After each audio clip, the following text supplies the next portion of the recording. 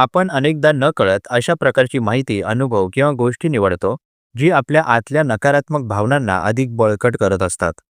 याला मानसशास्त्रात confirmation bias म्हटलं जातं. म्हणजे आपल्या मनात आधीच असलेल्या भीती, दुःख, न्यूनगंड किंवा राग यांना समर्थन देणारी माहितीच आपण शोधतो आणि स्वीकारतो. उदाहरणार्थ, एखादी व्यक्ती स्वतःला अपयशी समजत असेल तर ती अशाच घटना, पोस्ट किंवा बातम्या वाचते, ज्या तिच्या मनातील त्या नकारात्मक विश्वासाला पुष्टी देतात. परिणामी तिच्या भावना अधिक खोलवर जातात आणि सकारात्मक शक्यतांकडे तिचं लक्ष जात नाही. ही सवय दीर्घकाळ मानसिक आरोग्यासाठी घातक ठरते.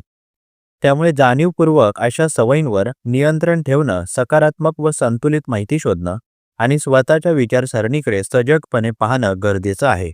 अशाने नकारात्मकतेचा फास सैल होतो आणि मानसिक आरोग्यात सुधारणा होते. धन्यवाद.